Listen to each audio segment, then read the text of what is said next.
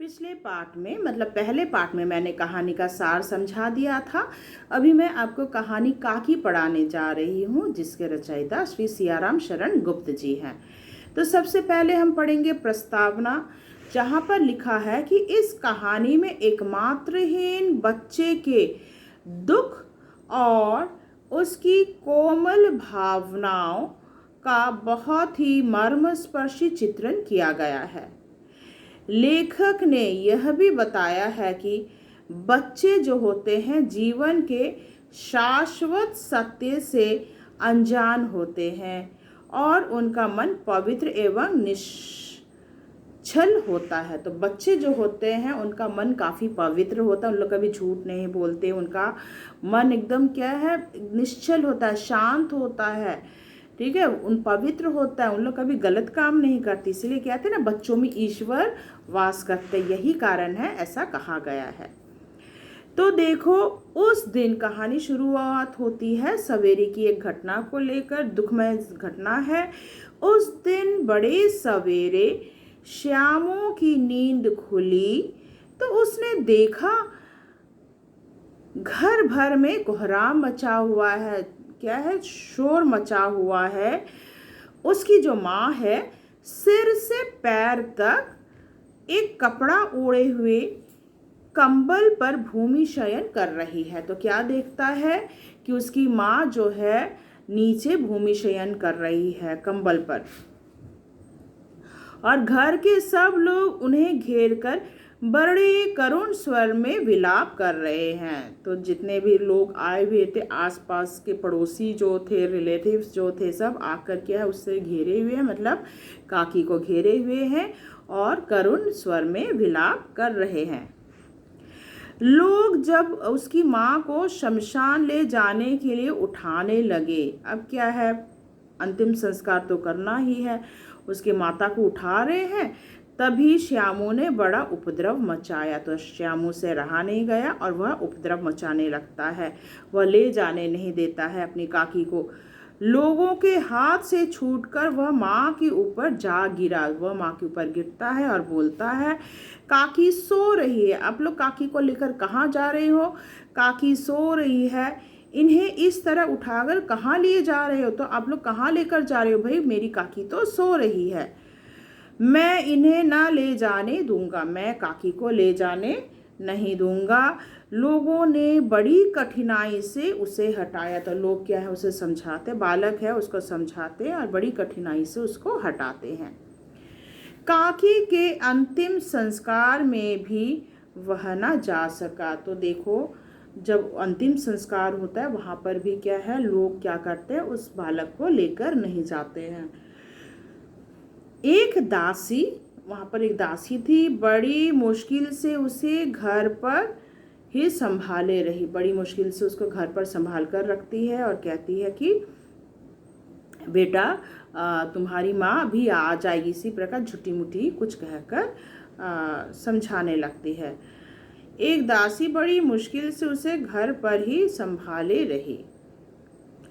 यद्यपि बुद्धिमान गुरुजन उसे विश्वास दिलाते रहे कि, अब जो बुद्धिमान लोग हैं, गुरुजन हैं, उन लोग विश्वास दिलाते रहे कि, उसे क्या विश्वास दिलाते रहे कि उसकी काकी उसके मामा के यहाँ गई है। तो जो बड़े लोग थे, बुजुर्ग लोग थे, उन लोग उसे क्या समझाए कि तुम्हारी माँ और कहीं नहीं, मामा के पास गए हैं तुरंत। परंतु यह बात उससे छिपी न रह सकी, पर यह बात जो है ज़्यादा दिन छिपी न रह सकी कि उसकी माता जो है कोई मामा के घर नहीं गई है, बल्कि काकी और कहीं नहीं, बल्कि ऊपर राम के यहाँ गई है। तो काकी कहाँ गई हुई है, राम के यहाँ गई है, वह कोई मामा के घर नहीं गई है। बहुत ही जल्द उसे यह बात पता चल गया, क्योंकि दोस्त लोग जो होते हैं ना, जितना सुनते हैं उन लोग बोल देते, बड़े लोग नहीं बोले तो क्या है, कहीं ना कहीं से उसे ये खबर मिल गया कि उसकी माता जो है और कहीं नहीं,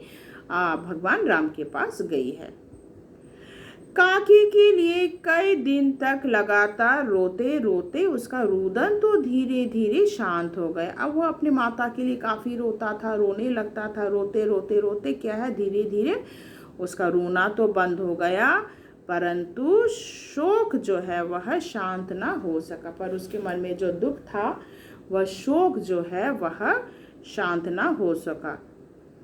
वह प्रायः अकेला बैठा बैठा शून्य मन से आकाश की ओर ताका करता। जब भी देखो अकेला जब भी रहता था ना, अकेला बैठना उसे पसंद था, उसका मन उदास रहता था, आसमान की ओर ताके रहता था, सोचता था किसी भी प्रकार आसमान से मैं काकी को लेकर आऊं। वो अपनी माता को ही काकी कहता था।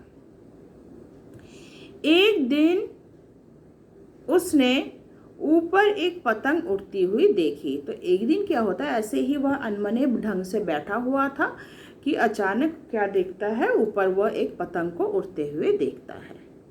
न जाने क्या सोचकर उसका हृदय एकदम खिल उठा।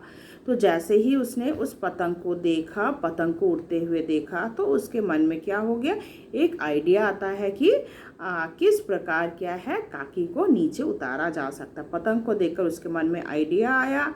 पिता के पास जाकर बोला। फिर वह पिता के पास जाता है और बोलता है, काका मुझे एक पतंग मंगा दो, अभी मंगा दो। तो क्या है, वो अपने पापा के पास जाता है, पिताजी के पास जाता है और पतंग के लिए जिद करने लगता है। वह पिताजी से बार बार कहता है, क्या कहता है कि काका मुझे पतंग मंगा दो ना, मुझे डोर मंगा दो ना। तो इस प्रकार वह जिद करने लगता है, अभी मंगा दो। वो क्या कहता है, मेरे को अभी चाहिए, अभी मेरे को क्या है पतंग मंगा दो। पत्नी की मृत्यु के बाद, तो जब से क्या है उनकी पत्नी मतलब श्यामू की माताजी गुजरी हैं, तब से क्या है विश्वेश्वर बहुत अनमने से रहते, तब से काफ़ी दुखी रहते हैं, अनमने से रहते, मन उदास सा रहता है। तो वे कहते ठीक है, अच्छा मंगा दूंगा। तो वह कहता ठीक है बेटा, मैं पतंग मंगा दूंगा।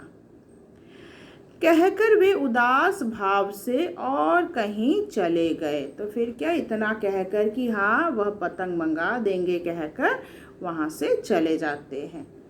श्यामू पतंग के लिए बहुत उत्कंठित था। तो वह क्या है पतंग चाहता था, उसके मन में व्यग्रता बढ़ती रहती, उत्कंठित हो उठता है कि मेरे को जल्दी क्या है पतंग चाहिए। वह अपनी इच्छा किसी तरह ना रोक सका, मगर उसके अंदर जो इच्छा थी वह रोक नहीं पाता है। काफ़ी दिन हो गए, अब क्या है विश्वेश्वर भी जो क्या है पतंग नहीं ला कर दे रहे हैं। तो क्या है, वह देखता है एक जगह खूंटी पर विश्वेश्वर का कोट टंगा था। तो उससे रहा नहीं गया, वह देखता है कि एक जगह खूंटी पर क्या है विश्वेश्वर जी का कोट टंगा हुआ है। इधर उधर देखकर उसके पास एक स्टूल सरका कर रखा। तो वह जाता है, स्टूल को वहाँ पर सरका कर रखता है और ऊपर चढ़कर कोट की जेब टटोली। एक चवन्नी पाकर वह तुरंत वहीं से भाग गया। तो जेब में हाथ डालता है और क्या है वहाँ से उससे चवन्नी मिलती, चवन्नी यानी 25 पैसा। तो वह पाते ही वह बहुत खुश हो जाता है और वहाँ से भाग निकलता है। तो उसका एक दोस्त था, सुखिया दासी जो है, उसका एक लड़का है जिसका नाम है भोला। तो सुखिया दासी का जो बेटा है भोला, श्यामू का अच्छा दोस्त था, बहुत अच्छा दोस्त था, साथी था।